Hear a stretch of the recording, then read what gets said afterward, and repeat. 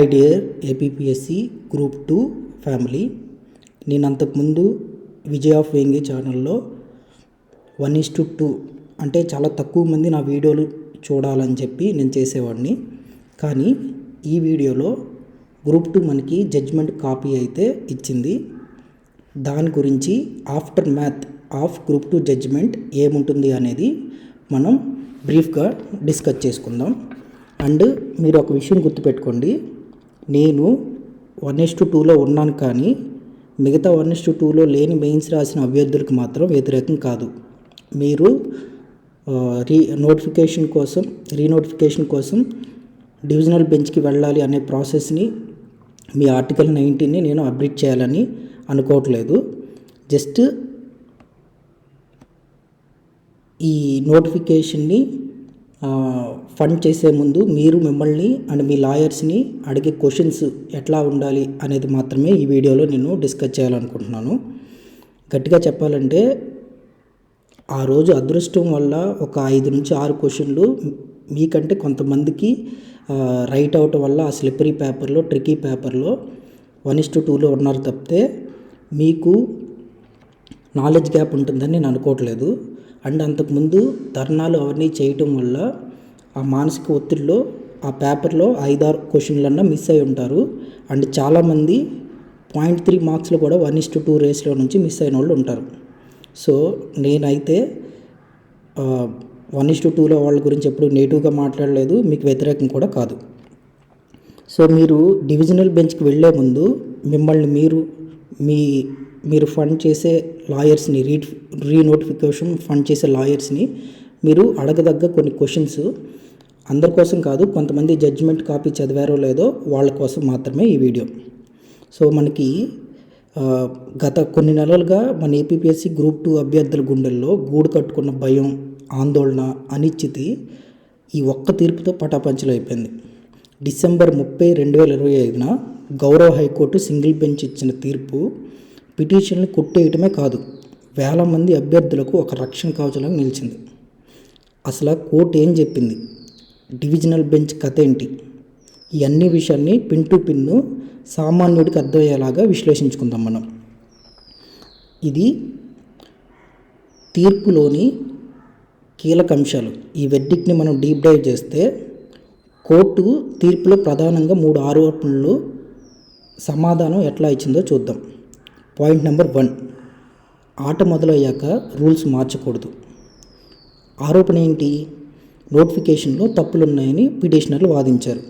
దానికి కోర్టు ఏమని సమాధానం చెప్పింది, మీరు నోటిఫికేషన్ వచ్చినప్పుడు 2023లో ఎందుకు కోర్టుకు రాలేదు, పరీక్ష రాసి కీ చూసుకున్న తర్వాత మార్కులు తక్కువ వచ్చాక కోర్టుకు వచ్చారా అని జడ్జి గారు మనం ప్రశ్నించారు.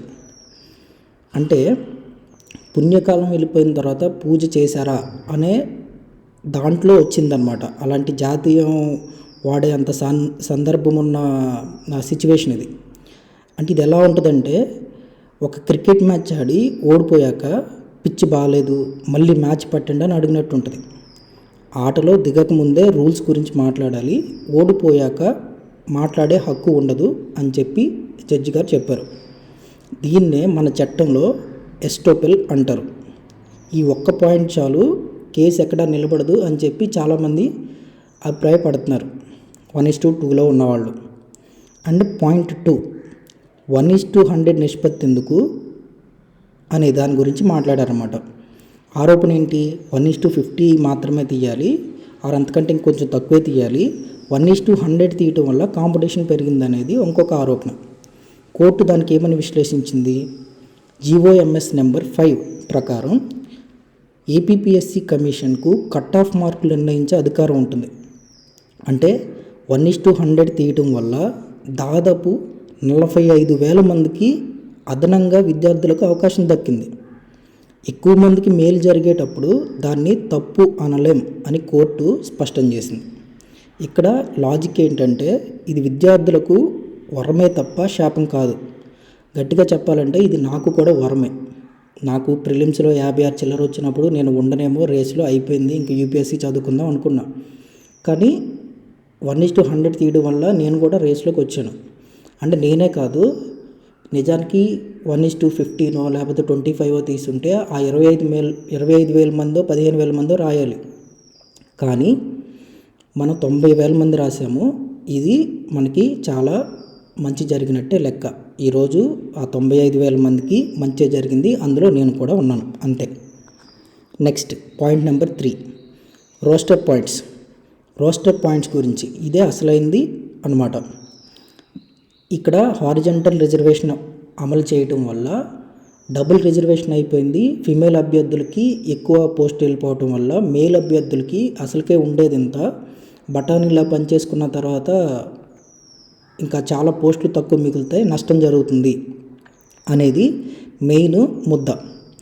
దానికి వివరణ ఏమిచ్చిందంటే, గతంలో 30 ఏళ్ళుగా పోస్ట్ బేస్డ్ రోస్టర్ అనేది అమలవుతుంది. అంటే ఒక ఆఫీసులో 100 కుర్చీలు ఉంటే ఏ కుర్చీ ఏ సామాజిక వర్గానికి చెందాలనేది ఫిక్స్ అయి ఉంటుంది. కొత్త నోటిఫికేషన్ వచ్చినా సరే అదే సైకిల్ కంటిన్యూ అవుతుంది. సో అందుకోసం ఇలాగా అవుతుంది కాబట్టి చాలామందికి నష్టం జరుగుతుంది జనరల్ అభ్యర్థులు అని చెప్పి డిబేట్స్ అవన్నీ జరిగినప్పుడు 2019లో జనరల్లో ఉండి ఆర్థికంగా వెనకబడిన వాళ్ళకు కూడా న్యాయం జరగాలని చెప్పి ఈడబ్ల్యూఎస్ని తీసుకొచ్చింది. ఆ ఈడబ్ల్యూఎస్ కూడా ఇదే రోస్టర్లో అమలవుతుంది first time in the group 2. So ఇలాగా ఈడబ్ల్యూఎస్ వాళ్ళకి ఎక్కడ ఏముండాలి అనేది కూడా ఫిక్స్ అయి ఉంటుంది. ఎవరి కుర్చీ వాళ్ళదే, దాన్ని ఎవరు తీసుకోరు. సో దీన్నే మనం పోస్టర్ బేస్డ్ రోస్టర్ అంటాం. ఇదే అమలవుతుంది, కానీ కొత్తగా ఈడబ్ల్యూఎస్ వస్తుంది, కానీ ఉమెన్కి ఎక్కువ వెళ్ళిపోవటం అనేది ఉండదు. మెరిట్లో ఉమెన్ ఒకవేళ 33 మంది సెలెక్ట్ అయిపోతే ఆ తర్వాత మళ్ళీ ఉమెన్కి కొత్తగా ఉండరు అనేదాన్ని కోర్టు స్పష్టం చేసిందనమాట. సో ఇప్పుడు ఇది బ్రీఫ్గా ఈ కోర్టు కేసు జడ్జిమెంట్ కాపీ అనేది ఉంది, నేను డిస్క్రిప్షన్లో పెడతాను, అది మీకు నెట్లో వెతికినా ఈజీగా దొరుకుతుంది. ఇప్పుడు డివిజనల్ బెంచ్ అసలు విషయానికి వద్దాం. అసలు ఈ భయాలు ఎందుకు ఏంటి అనే దాని గురించి. చాలామంది సార్ వాళ్ళు డివిజన్ బెంచ్కి వెళ్తారంట కదా, స్టే వస్తుందా అని చెప్పి భయపడుతున్నారు, అంటే రీనోటిఫికేషన్ అవుతుందా అని చెప్పి కూడా. డివిజనల్ బెంచ్కి వెళ్ళటం ఎందుకు అనేది 3 బలమైన ప్రశ్నలు మిమ్మల్ని మీరు అండ్ మీరు సపోర్ట్ చేసే లాయర్స్ని. సపోర్ట్ అంటే ఉత్తి సపోర్టే కాదు, మనం చాలా పూర్ ఫ్యామిలీ నుంచి వచ్చి ఉంటాం, చాలామంది అభ్యర్థులు మన దగ్గర డబ్బులు కూడా ఉండవు, చాలా అప్పుల్లో ఉంటాం. ఇంకా ఫండ్ చేయాలని వాళ్ళు అడిగినప్పుడు మీ కాజు నిజమైనప్పుడు మనం డబ్బులు అప్పైనా తీసుకొచ్చి ఇవ్వాల్సిన పరిస్థితి వస్తుంది. సో అట్లాంటి పరిస్థితిలో ఈ కొన్ని క్వశ్చన్స్ మిమ్మల్ని మీరు వేసుకొని వాటికి మీకు చిత్తశుద్ధిగా మీకు ఆన్సర్స్ దొరికితేనే మీరు ఇవ్వాలి డబ్బులు, దాన్ని సపోర్ట్ చేయాలి, ఫండ్ చేయాలి. ఫస్ట్ సింగిల్ జడ్జ్ తీర్పు అనేది వాస్తవాలపై ఆధారపడింది, ఫ్యాక్ట్ బేస్డ్ జడ్జిమెంట్. ఇది ఏదో న్యాయపరమైన చిక్కు టెక్నికాలిటీ మీద ఇచ్చిన తీర్పు కాదు. అంటే ఎక్కడ మాస్ కాపింగ్ జరిగిపోయిందనో పేపర్ లీక్ అయిందనో ఇలాంటి వాటి మీద జరిగిన తీర్పు కాదు. మీరు ఆలస్యంగా వచ్చారు, డిలే అండ్ ల్యాషెస్ అనే వాస్తవం మీద ఇచ్చిన తీర్పు ఇది. డివిజనల్ బెంచ్ కూడా అదే అడుగుతుంది. సింగిల్ జడ్జి గారు అడిగింది బాగానే ఉంది కదా, మీరు ఏడాది పాటు 2023లో నోటిఫికేషన్ వస్తే ఏం చేస్తున్నారు అని ఆ డేట్స్ అన్నీ జడ్జిమెంట్ కాపీలో కూడా ఉన్నాయి, అవన్నీ టైం లైన్ తీసుకొని అడుగుతారు. అప్పుడు మనం వాస్తవాలని మనం ఎవరు మార్చలేం, గతంలోకి వెళ్ళి బ్యాక్ డేట్లోకి వెళ్ళి వాస్తవాలు మార్చే అవకాశమే లేదు. సో అప్పుడు సార్ ఇలాంటి ఒక క్వశ్చన్ అడుగుతుంది కదా డివిజనల్ బెంచ్, దానికి మాకు సమాధానం మీకు తెలిస్తే ఓకే, మీకు తెలియకపోతే మీరు ఫండ్ చేసే లాయర్స్ని అడగాలి. సార్ ఇలా అడుగుతారు కదా, దానికి ఏంటి సమాధానం, దానికి వాళ్ళు ఖచ్చితమైన సమాధానం మీరు సాటిస్ఫై అయ్యేలాగా ఇస్తే మీరు ఫండ్ చేయాలి. తర్వాత balance of convenience and justice. ఇప్పుడు ఈ కోర్టులు ఎట్లా ఆలోచిస్తాయంటే, ఇక్కడ గ్రూప్ 2కి అప్లై చేసిన 4 లక్షల మందికిను 5 లక్షల మందికో సంథింగ్, అండ్ మెయిన్స్ రాసిన 90,000 చిల్లరకిను, అండ్ సెలెక్ట్ అయిన 1:2లో ఉన్న వాళ్ళకిను రేపొద్దున 1000 మంది సెలెక్ట్ కారు, మళ్ళీ 905 చేంజ్, ఈ వాళ్ళకి మాత్రమే జాబ్ వస్తుంది, ఇంకొక 1000 మందికి లేట్గా హార్ట్ బ్రేక్ అవుతుంది. వీళ్ళందరికీ కూడా ఎవరు తప్పు చేయలే. అలాంటప్పుడు సెలెక్ట్ అయ్యి మెరిట్లో ఉన్న వాళ్ళకి ఉద్యోగం రావాలి, కానీ ఎటువంటి మాస్ కాపీయింగ్ ఇవన్నీ అవకతవకలు జరిగినప్పుడు ఈ టెక్నికల్ విషయాలు ఇవన్నీ మనం చూపించి అవి ఫామ్గా ఉన్నాయని జిఏడి అండ్ ఏపీపీఎస్సి ప్రూవ్ చేసినప్పుడు అండ్ పిటిషనర్స్ దగ్గర వాళ్ళు డిలే చేసి ఇక్కడికి వచ్చారు, వాళ్ళ ఇంటెన్షన్ వెనకాల ఈ కోచింగ్ మాఫియాలు వీళ్ళు ఉన్నారు అని కోర్టు కనుక నమ్మితే అప్పుడు హార్డ్ వర్క్ని మెరిట్ని ఇన్సల్ట్ చేయకూడదు అని ఆలోచిస్తుంది కదా. ఈ క్వశ్చన్ కూడా మిమ్మల్ని మీరు మీ లాయర్స్ని కూడా అడగాలి. నెక్స్ట్ సో మూడో విషయం ఏంటంటే సుప్రీంకోర్టు తీర్పులు. సింగిల్ జడ్జి గారు తన తీర్పులో Ashok Kumar versus state of Bihar వంటి సుప్రీంకోర్టులు ఉదాహరించారు. ఆయనకు సొంతగా ఇంటర్ప్రిటేట్ చేసిన దానికంటే సుప్రీంకోర్టు డివిజనల్ బెంచ్ కంటే హైరార్కీలో ఎక్కువ ఉన్న సుప్రీంకోర్టు వాటి యొక్క ప్రిన్సిపల్స్ అండ్ వాటి జడ్జిమెంట్స్ మీదే ఈ తీర్పు ఉంది. అప్పుడు సుప్రీంకోర్టు చెప్పిన దానికి వ్యతిరేకంగా డివిజనల్ బెంచ్ వెళ్ళటం చాలా అరుదు. ఒకవేళ డివిజనల్ బెంచ్ కేసు స్వీకరించినా సరే నియామక ప్రక్రియ కొనసాగించండి, ప్రాసెస్ మే కంటిన్యూ అనే చెప్తుంది తప్ప స్టే ఇచ్చే అవకాశం లేదేమో అని నా ఉద్దేశం. ఇది కోర్టులో ఉంది కదా, దీని గురించి మనకి మాట్లాడే అర్హత అధికారం లేదని మనం అనుకోకూడదు. నేను అంతకుముందు వీడియో చేసినప్పుడు కూడా you're printing the rational of the judgement అని చెప్పి అన్నారు. But I'm not doing that. నేను అలా చేస్తున్నానేమో భయపడ్డాను. ఆ తర్వాత కొన్ని కేసులు కూడా నేను చదివాను. There is a thin line between article 19A అంటే freedom of expression and speech నోను కంటెంప్ట్ ఆఫ్ ద కోర్టుకి డిఫరెన్స్ ఉంది. దాన్ని నేను పూర్తిగా అర్థం చేసుకున్న తర్వాతే ఇప్పుడు ఇవి మాట్లాడుతున్నాను. మిమ్మల్ని మీరు ప్రశ్నించుకొని సాటిస్ఫై అయిన తర్వాతే మీరు ఫండ్ చేయాలని కోరుకుంటున్నాను. తర్వాత మనం ఇలా ఆలోచిద్దాం. డివిజనల్ బెంచ్లో జరగబోయే సంభాషణ ఒకటి ఇట్లా అనుకుందాం. రేపు డివిజనల్ బెంచ్లో విచారణ జరిగితే జడ్జి గారు పిటిషనర్స్ యొక్క లాయర్ని అడిగే ప్రశ్న ఎట్లా ఉంటుంది.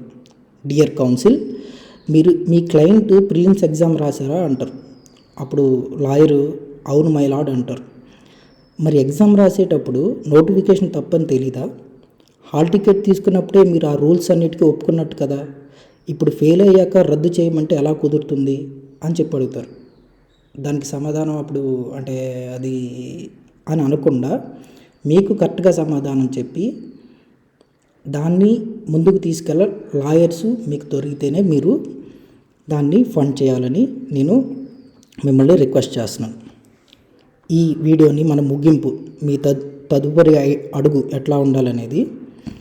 సో మిత్రులారా, కోర్టు కేసులనే ఈ ఏకాగ్రతను దెబ్బతీసే గాలి వార్తలు వీటితో కాస్త జాగ్రత్తగా ఉండాలని మీ ఫెలో ఆస్పిరెంట్గా నేను కోరుకుంటున్నాను. ఈ నోటిఫికేషన్ కాకపోతే ఈ ఏడాది మరి ఇంకొక నోటిఫికేషన్ కూడా ఉంది. దాంట్లో మీరు ఖచ్చితంగా ఇప్పటికే మంచి ఎక్స్పీరియన్స్ సంపాదించుంటారు కాబట్టి విజయం సాధిస్తారని ఖచ్చితంగా నమ్ముతున్నాను. This is Vijay of Vengi. Thank you. Peace. జై హింద్.